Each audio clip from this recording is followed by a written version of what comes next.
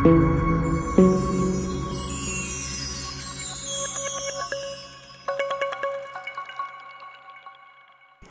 Students, आप देख रहे हैं आपका अपना चैनल साइंस फाइटर क्लासेस। देखिए स्टूडेंट्स, आज हम स्टार्ट करने वाले हैं क्लास 9 साइंस का चैप्टर नंबर 10 ग्रेविटेशन, गुरुत्वाकर्षण। उसके कुछ न्यूमेरिकल्स को आज हम इस वीडियो में डिस्कस करेंगे।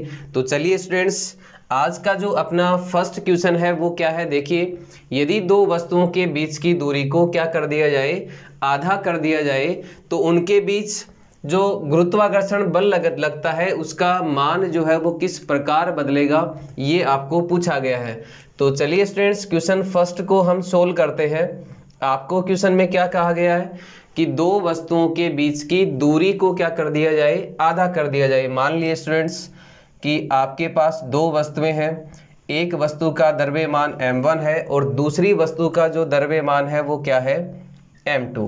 यहाँ पे दो वस्तुएं हैं, एक का द्रव्यमान m1 और दूसरी का द्रव्यमान क्या है, m2। फिर यहाँ पे दोनों वस्तुओं के बीच की जो दूरी है उसको मैंने मान लिया यहाँ पे क्या, r, या फिर d मान सकते हो, कोई दिक्कत नहीं उसमें। तो यहाँ पे दो वस्तुओं का द्रव्यमान m1, एक का m1 दूसरी का m2, दूरी क्या है यहाँ पे r। यहाँ पे यदि हम दूरी को क्या कर दें, आधा कर दें, तो उनके बीच लगने वाला जो गुरुत्वाकर्षण बल होगा उस पे किस प्रकार का इफेक्ट होगा वो आपको यहाँ पे क्या करना है, ज्ञात करना है। तो देखिए स्टूडेंट्स, गुरुत्वाकर्षण का नियम क्या कहता है, दो वस्तुओं के बीच लगने वाला आकर्षण बल उन दोनों वस्तुओं के द्रव्यमान के गुणनफल के क्या होता है, समानुपाती। लेकिन उन दोनों की बीच की दूरी के वर्ग के क्या होता है, व्युत्क्रमानुपाती। लेकिन जब समानुपात का चिन्ह हटाते हैं तो कांस्टेंट आता है स्टूडेंट्स जी। कांस्टेंट क्या आता है, जी, जिसको अपन कहते हैं सार्वत्रिक गुरुत्वाकर्षण नियतांक। तो यहाँ पे जब हम दो वस्तुएं लेते हैं, दो पिंड लेते हैं जिनका द्रव्यमान m1 m2 है और उनके बीच की दूरी r है, तो गुरुत्वाकर्षण बल आपको क्या मिला, इसको मैंने इक्वेशन 1 से क्या कर दिया, डिनोट कर दिया। तो आपको यहाँ पे गुरुत्वाकर्षण बल क्या मिला students, g m1 m2 upon r square. यदि आपने क्या कर दिया, दूरी को क्या कर दिया स्टूडेंट्स, दूरी को आपने कर दिया कितना, हाफ कर दिया, आधा कर दिया, तो यहाँ पे गुरुत्वाकर्षण बल आपको क्या मिलेगा। देखिए F बराबर क्या मिलेगा आपको, जी यहाँ पे क्या है, कांस्टेंट है। द्रव्यमान आपको गिवन है m1 m2 अपॉन दूरी को आपने क्या कर दिया, आधा कर दिया, तो r अपॉन 2 का क्या होगा स्टूडेंट्स, स्क्वायर होगा। तो इसको जब हम सोल्व करेंगे तो क्या आएगा, जी m1 m2 अपॉन r का स्क्वायर क्या होता है, r स्क्वायर, और 2 का स्क्वायर क्या होगा, 4, और 4 कहाँ चला जाएगा, ऊपर। तो आपके पास फाइनली आंसर क्या आ गया, जी m1 m2 upon r square into में क्या है स्टूडेंट्स, 4। तो यहाँ पे जो आपके पास नया गुरुत्वाकर्षण बल आपको प्राप्त हुआ वो किसके इक्वल आया स्टूडेंट्स, पहले वाले की तुलना में कितना गुना बढ़ा, यहाँ पे 4 गुना। तो क्या होगा, पहले वाले की तुलना में 4 गुना क्या होता है, अधिक प्राप्त होता है। तो ये बात आपको यहाँ से अच्छे से क्लियर हो गई होगी। चलिए नेक्स्ट क्वेश्चन पे डिस्कस करते हैं। अगला क्वेश्चन आपको गिवन है, पृथ्वी तथा उसकी सतह पर रखी किसी 1 किलोग्राम की वस्तु के बीच गुरुत्वीय बल का परिमाण क्या होगा, और यदि पृथ्वी का जो द्रव्यमान है वो कितना है, 6 गुणा 10 की पावर 24 किलोग्राम। तो यहाँ पे पृथ्वी का जो द्रव्यमान आपको दिया है वो कितना गिवन है स्टूडेंट्स, द्रव्यमान आपको गिवन है 6 गुणा 10 की पावर 24, और किस में दिया गया है, किलोग्राम में। फिर आपको क्या दिया है यहाँ पे, पृथ्वी की त्रिज्या। तो पृथ्वी की त्रिज्या को मैंने किससे डिनोट कर दिया, r से। तो पृथ्वी की त्रिज्या आपको कितनी गिवन है, 6.4 गुणा 10 की पावर 6 मीटर, गुणा 10 की पावर 6 मीटर, ये आपको क्या दी है, पृथ्वी की त्रिज्या। और जो वस्तु है उसका भार आपको यहाँ पे क्या दिया है, वस्तु का भार आपको दिया है स्टूडेंट्स 1 किलोग्राम। वस्तु को मैंने m1 से क्या कर दिया, डिनोट कर दिया। इसका भार आपको क्या दिया है, 1 किलोग्राम या फिर 1 kg। तो देखिए पृथ्वी का द्रव्यमान ये दिया आपको, वस्तु का द्रव्यमान 1 किलोग्राम है, पृथ्वी की जो त्रिज्या है वो कितनी दी गई है, 6.4 गुणा 10 की पावर 6 मीटर। तो यहाँ पे इन दोनों पृथ्वी और उस वस्तु के बीच लगने वाले गुरुत्वाकर्षण बल का आपको यहाँ पे क्या करना है, मान ज्ञात करना। तो गुरुत्वाकर्षण बल किसके इक्वल होता है, F बराबर G m1 m2 upon r square. तो चलिए वैल्यू पुट करते हैं इसमें। G की वैल्यू क्या होती है स्टूडेंट्स, G की वैल्यू होती है 6.67 इंटू 10 की पावर -11। तो यहाँ पे G की वैल्यू क्या होगी, 6.67 गुणा 10 की पावर -11। m1 यहाँ पे m1 कितना गिवन है आपको, 1 kg। m2 यहाँ पे पृथ्वी का द्रव्यमान, और पृथ्वी का द्रव्यमान कितना है, 6 गुणा 10 की पावर 24। r यहाँ पे क्या आएगा, पृथ्वी की त्रिज्या, दूरी क्या होगी पृथ्वी की, जब वस्तुएं पृथ्वी की सतह के पास होती हैं तो दूरी क्या लेते हैं, पृथ्वी की त्रिज्या। तो यहाँ पे त्रिज्या कितने गिवन है आपको, 6.4 गुणा 10 की पावर 6 और इसका क्या होगा, स्क्वायर।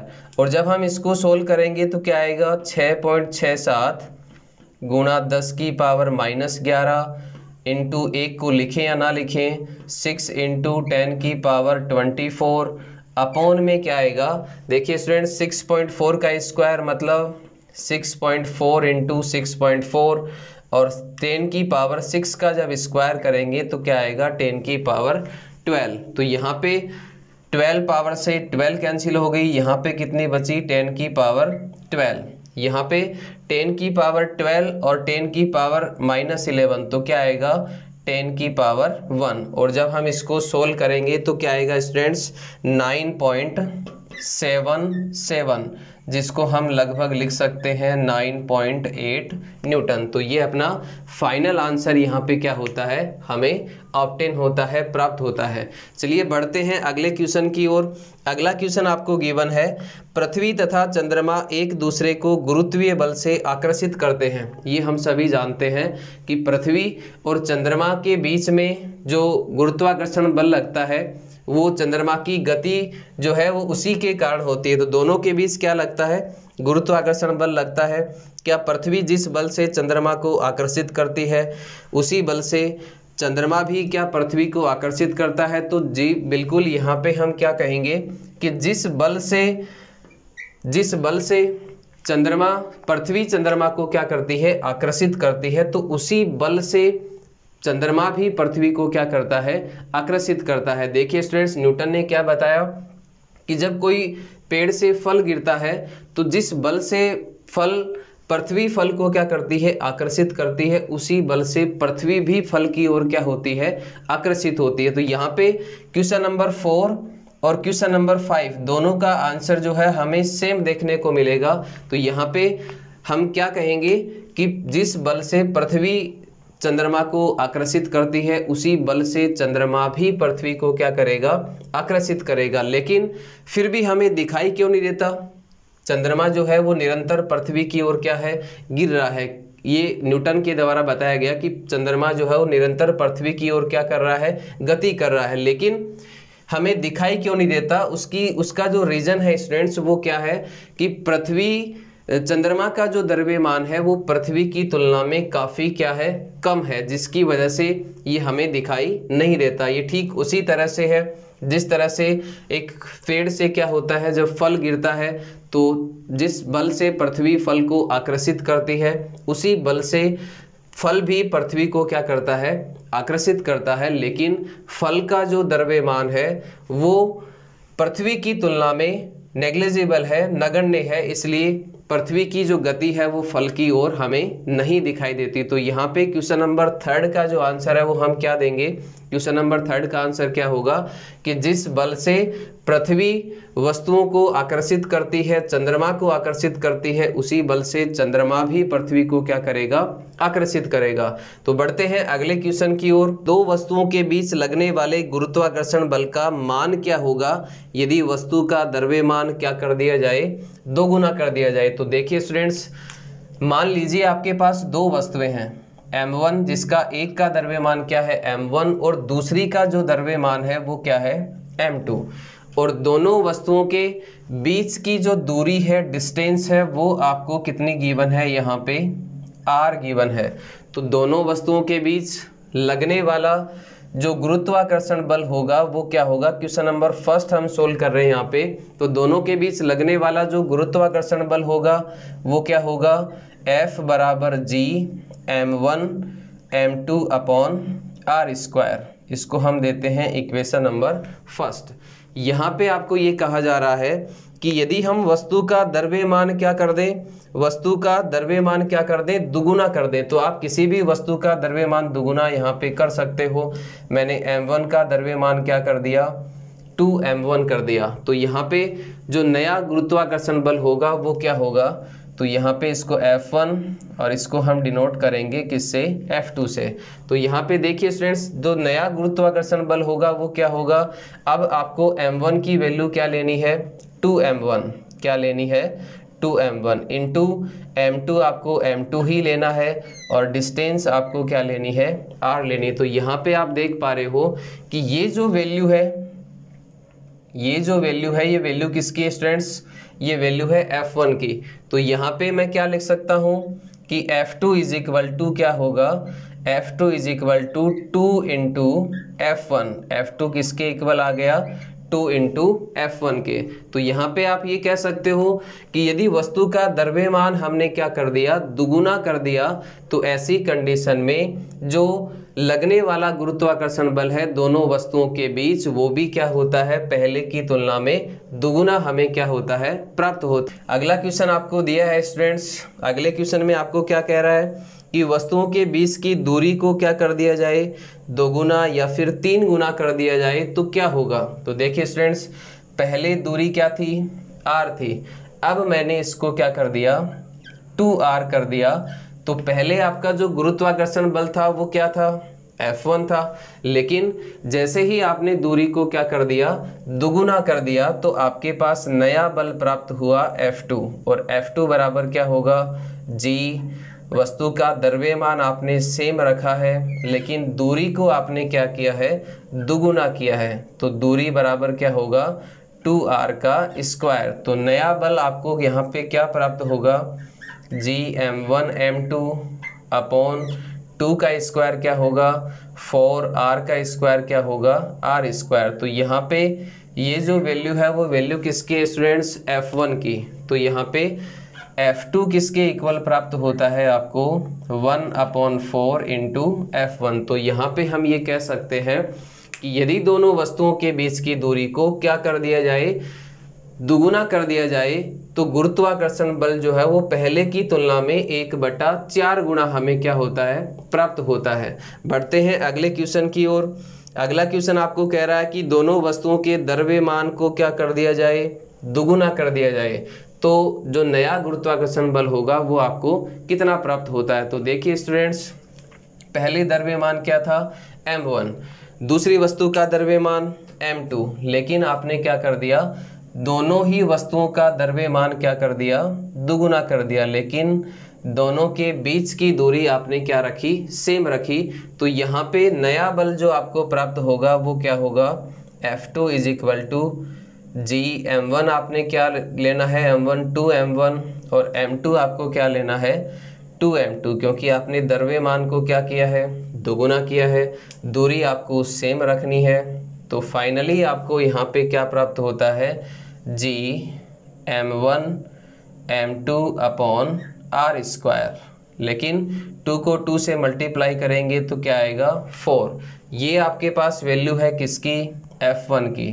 तो आपको F2 कितना प्राप्त हुआ, 4 इंटू F1। तो हम यहाँ पे क्या कह सकते हैं, यहाँ पे हम ये कह सकते हैं कि यदि दोनों वस्तुओं के द्रव्यमान को दुगुना कर दिया जाए तो ऐसी कंडीशन में जो नया गुरुत्वाकर्षण बल होगा वो क्या होगा, पहले की तुलना में 4 गुना होगा। कितना होगा, 4 गुना।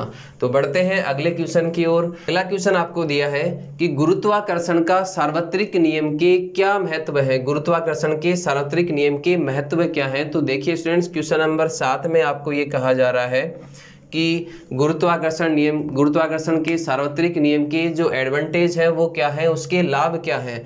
तो यदि मैं फर्स्ट की बात करूं तो पहला लाभ तो यही होता है स्टूडेंट्स कि गुरुत्वाकर्षण बल के कारण ही हम पृथ्वी की सतह से क्या है, बंधे हुए हैं। यदि दूसरा हम एडवांटेज देखें, दूसरा महत्व देखें तो दूसरा महत्व क्या होगा कि जितने भी ग्रह सूर्य के चारों ओर चक्कर लगाते हैं वो किसकी वजह से लगाते हैं, गुरुत्वाकर्षण बल की वजह से ही। जो सूर्य के चारों ओर गति है ग्रहों की वो किसकी वजह से होती है, गुरुत्वाकर्षण बल के कारण होती है। तीसरा जो एडवांटेज, तीसरा जो महत्व हम यहाँ पे देखते हैं तो तीसरा महत्व क्या होता है, तीसरा महत्व ये होता है कि पृथ्वी के चारों ओर जो चंद्रमा की गति होती है वो किसकी वजह से होती है, गुरुत्वाकर्षण बल के कारण होती है। और चौथा लाभ यहाँ पे, चौथा महत्व जो है वो क्या होगा, चौथा महत्व ये होगा कि चंद्रमा और पृथ्वी की गुरुत्वाकर्षण की शक्ति की वजह से ही क्या उत्पन्न होते हैं, ज्वार भाटा।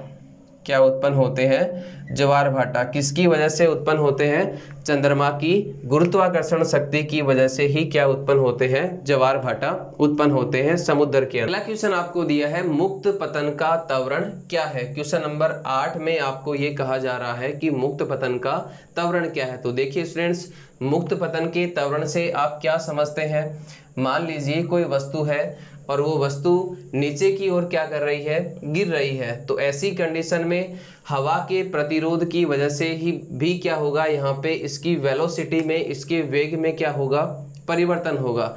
और ये हम जानते हैं कि वेग में परिवर्तन की दर क्या कहलाती है, त्वरण कहलाती है। कहने का मतलब वेग में परिवर्तन अपॉन टाइम, टाइम के अकॉर्डिंग वेग में होने वाला जो परिवर्तन है उसी को हम क्या कहेंगे, त्वरण कहेंगे। तो यहाँ पे जब वस्तु मुक्त पतन से नीचे की ओर क्या होती है, गिरती है, तो उस समय वस्तु की वेलोसिटी में, उसके वेग में क्या होता है, परिवर्तन होता है, जिसकी वजह से क्या उत्पन्न होता है, त्वरण उत्पन्न होता है। तो चलिए बढ़ते हैं अगले क्वेश्चन की ओर। और अगले क्वेश्चन में आपको कहा जा रहा है कि पृथ्वी तथा किसी वस्तु के बीच गुरुत्वीय बल को हम क्या कहेंगे।